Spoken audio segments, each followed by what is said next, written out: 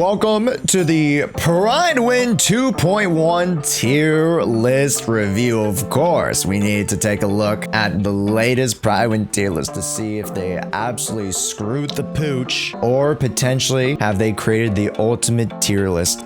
Is this truly the best tier list that they've made all time? Let's find out. So, as far as I'm concerned, Yuzuha's introduction into the game really does make a difference, especially with some of the earlier staged anomaly characters, aka the Jane Does, the Bernices, and even more so towards a lot of the more later stage anomaly characters that we've gone, aka Miyabi, aka Vivian, and very soon to be Alice. So let's go through this tier list and see where the changes are. Now, I only see like 2 changes, which is very interesting to me, but I'll check the change log in a little bit. As a preview, let's see the tier list. We have Miyabi and Yisha in tier 0. We have Vivian as our secondary or our sub DPS, which she is one of, if not the best to do it, especially with the blooms. It just makes sense. We have Lighter in tier 0, which as one of the best niche stunners in the game, which is crazy to say that he's niche, but he is niche, right? Fire and ice. But there's so many fire and ice characters that can benefit from it. It makes sense that he's in tier 0. So, hey. And then, of course, you have Astra Yao and now Yuzuha clearly and cleanly jumping up to the tier 0. This just makes sense.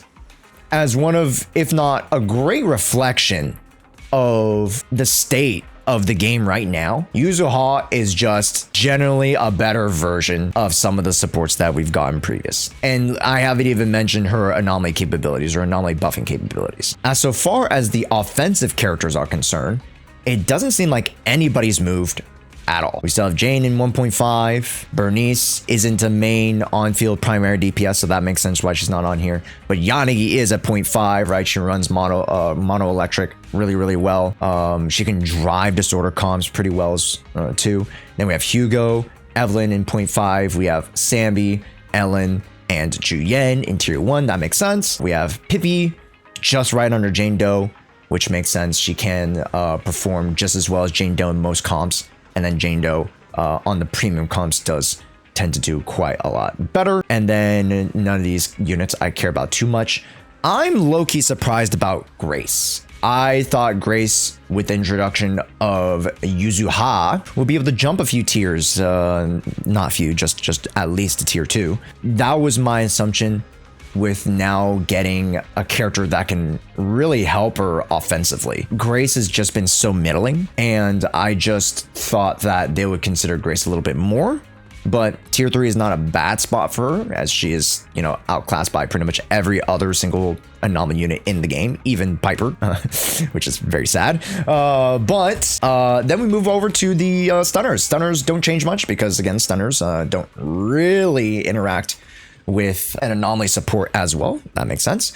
But one character I'm low-key surprised about is Trigger. I personally think I understand why they put her in 0.5, just because of the consideration of requiring a higher level of investment. Lighter at F2P functions at like 95 percentile. As long as you have a great build, as long as you have, you know, your stats, whatever you need, your impact, you're good, right? Trigger, ideally, like W Engine, very high crew rate and investment. And then if you want to flex her into a different role, you have to build a whole entire different build. And that would take a crazy long time. She is a high, you know, high investment type of character. The tier list is only for W0. Yeah, but Wenjin. There's only so many characters in this game that essentially require Wenjin. And that is Miyabi and Trigger. All the anomalies don't need it. All the supports don't need them. Generally, most of the stunners don't need them. Maybe a few attackers might like them, but they don't need them. Trigger needs Wenjin. I shouldn't say needs. Highly suggest the Wenjin. So understandably, that's why she's in 0.5. I think that's one of the main reasons, and it is considerably a big reason. I think she's arguably the most universal stunner, and if you put her up potential to potential, Trigger personally beats out Lighter because she has way more comps that she fits into Lighter. Whereas, well, we'll get to see how Lighter interacts with Yuzuha in a second. But I think Lighter and Yuzuha working with Yuzuha in all comps actually is really stinking good. So let's check the change logs. We'll be forward and say this tier list update won't shake up the meta too much. Yuzuha's arrival has changed a lot to max out potential number of anomaly units, and spoiler alert, she definitely cements herself as a top meta support. If you guys have watched my early access guide, if you guys have watched other advanced guides and seen her growing potential as we, do a lot more research on her, as we playtest her more, as we try out in different comps, you guys have been able to see how good Yuzuha is. However, we deem her impact on the teams, she's best. It does not change most characters' position on the tier list. Nonetheless, we will welcome all feedback and we'll take it into account for our next tier list update. Yuzuha added to tier 0. Yuzuha is one of the best agents to have released at this point in time. Best in slot for every anomaly agent but Miyabi. But even that one's debatable. I agree, that one's debatable because arguably in some situations, and these are quite niche, some high-end situations, Yuzuha performs better than Asha, but 9 times out of 10, Asha will actually perform at the same, if not better. On top of being very close to Asha in any and every team possible, if not outright better than her in niche anomaly, well, there you go. Well, it just said exactly what I was gonna say. Or even worked alongside Asha in double support comps if she wants to. And without her W engine, all of this required without her W engine, Yuzuha shines just as bright as Asha, cementing her position at the top. Agreed. Couldn't agree more, right? And one thing that I didn't talk about in my early access guide was the fact that her W engine accessibility is so freaking good. Why? Because of Kama. Yes, the silly dumb raccoon that shows up every 11 seconds and attacks with his little pew pew pew. Because of Kama, it allows for 100% uptime on Weeping Cradle. It allows for 100% uptime on Kaboom the Cannon. At first, in my initial reaction to the early access, I was like, what's the point of Kama? Because Kama does pea shooter damage. I'm like, what's the point of this? To be able to proc abilities. It's a very interesting way to work around that. But when one unit rises, another unit falls. Caesar, she goes from tier 0.5 to tier 1. This is warranted since we watch listed her last update. But while Caesar retains an amazing ease of use thanks to her ability to provide interruption resistance, her buffs in terms of damage, while still good, has undeniably been falling behind those above her. Particularly with Yuzuha's release, Caesar remains more than usable, particularly for those of you who don't want to overthink things when clearing endgame content. Nonetheless, her lack of damage buffs compared to agents above has warranted her drop. Yes, I completely agree. And I've said this before about Caesar. And again, this goes back to the whole conversation I had with ALG and then Yojimbo kind of stepping in a little bit too. I believe Caesar is quote unquote a niche unit now. Her best abilities are to be able to generate burst days and to be able to shield you and provide any interruption, right? Because the shielding is not even that big of a part, right? You can take 1 or 2 hits, but to prevent you from breaking the flow of your attack line, that's what Caesar brings. Ease, that's where that ease of play comes in. Because it's not damage, it's not survivability. Of course you can get that, right? Ashiel provides survivability, she heals. Panyu heals. But Caesar King, anti-interruption. Incredibly important, chat. I don't think she should be considered niche at all. Technically, she can be used in many teams, but her best teams are quite niche. Just in the way that Lighter is technically a niche unit. I don't think you guys want to admit it. Lighter is technically a niche unit. Yes, the niche is large in the fact that Evelyn can use him, Hugo can use him, to some extent, Miyabi Hypercarry can use him, Ellen Jo can use him, Soldier can use him. So I think we need to redefine niche, but he's niche on purpose. I agree. Caesar's not niche on purpose. She's niche because literally everybody has started to gap her. And even units that don't technically gap her, let's say Sokaku, have different purposes. In particular, with Mono Ice. Caesar has not seen a resurgence in her kit at all. To be fair though, especially in this Shiyu defense, with Miasma Jane, Caesar actually becomes really stinking good. So I don't want to downplay Caesar's effectiveness, right? She is the 3rd best support unit for your teams. Does that mean it's good? Not necessarily either, because if you have these 4 units, and even if you have Lucy in some cases, you'll probably use that unit over Caesar anyways. I think a lot of people are overplaying the need for a shield, because if you guys are playing and learning the game any adept level, you shouldn't need a shield, because you could just restart the level. Hey, I didn't dodge that, I just need to dodge it. Hey, I see that attack, I can parry. Boom, done. Caesar got hurt by a lot of the ultimate buffs and not being able to use the new sunset. I agree, it's unfortunate. Defense class is just bricked. They really need to restructure defense. Defense has just been so hard to balance, because I think they came into Zenless Zone Zero with one idea, with one concept, and now they've had to like backtrack a little bit and be like, okay, now with all these introductions to these units and the environment that we're putting these units in, where does defense fit into that? I don't think even the dev team knows. And that's not a knock on the devs. That's not a knock on the game that they've created. It's just the matter of fact of how the game has evolved and what direction they've put themselves in to leave some things behind. Because inevitably, things are going to be left behind in a live service game. It's just what it is. The queen of anomaly, Astriel, the queen of overall buffing. We have Mono Ice, one of the best overall F2P supports. Lucy, great F2P support. Panyu, niche support. Rena, niche support. Now Caesar, she never really even had a place to call home. I am best in slot in this single team. Should you still pull her? If you did pull her, is she still worth it? Yeah, you'll be fine. Some of these units. But again, the game is growing, and if you want to get with the times, you should be pulling for these units more. And the player base is growing. You guys are growing. You guys are learning, right?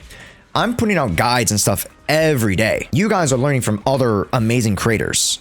Our friends, right? You're learning from Linol. You guys are learning from Kate. You guys are learning from LG. You guys are learning from EO. You guys are learning from Phantom. You guys are learning from like literally everybody in the space. So as the player base grows and as the content grows, and yeah, we're evolving. Yeah, as we evolve as a community, as a whole player base, the need for a defensive character just it whittles out. When's the last time you needed a shield chat? Genuinely, when you have iframes, parry, sway into parry, iframes. Now Ellen Joe reworked iframes and parries. The only character that I really need slightly reworked is Jane Doe, and then we're good, right? That's the state of the game now. It's just there's no need for a shield, which is concerning for the defensive class, because that means it's either going to have to be a situation where the defensive class just reworks itself entirely, and then of course you open it up to rupture. Maybe defense becomes the new rupture support in some form or fashion. I don't know what they would do, but the interaction with defense would potentially have to link to rupture. That's why Panyu, solid for a character like Yishen, of course, which again, he is like basically a rupture support at this point. What they don't say also says something.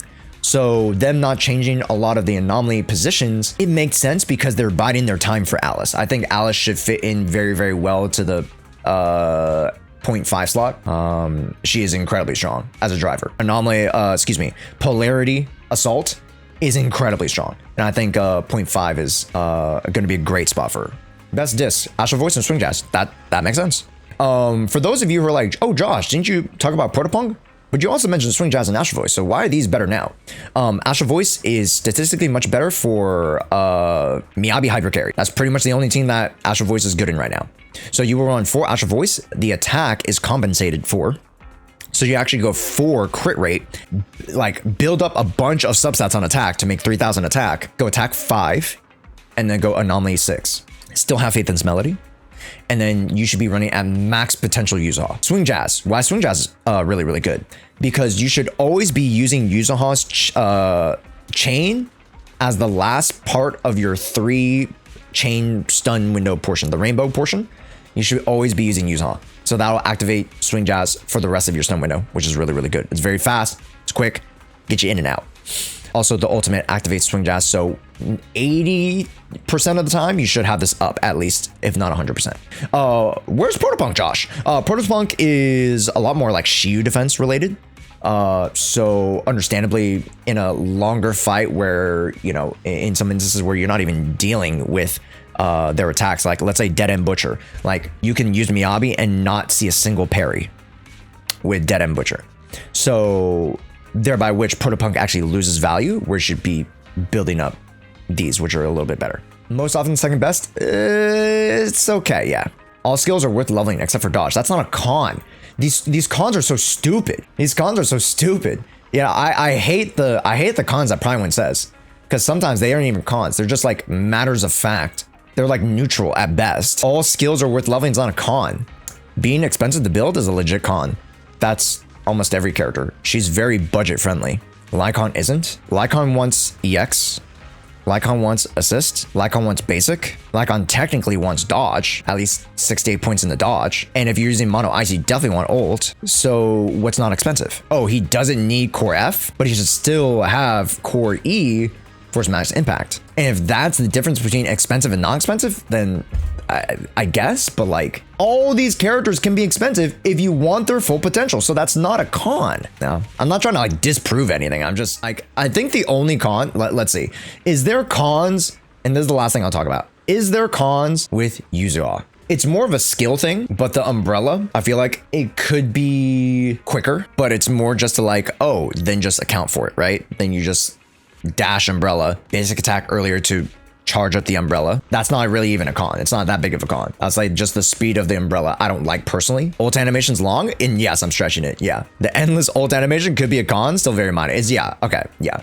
I would say that. Very, very minor, right? We're not saying like these are bad, like terrible things. But I agree with you guys. Long ult time versus a very short chain time. That's kind of interesting. And then her umbrella speed. I wish it was a little faster. Those are the only two things that I'm like, I noticed with Yuzuha while playing, it just didn't feel as comfy, but that's fine. Her additional ability is weak. Arguably, yes, that enables you to not necessarily have to use it, especially with like hyper carry teams. Let's say Miyabi trigger Yuzuha.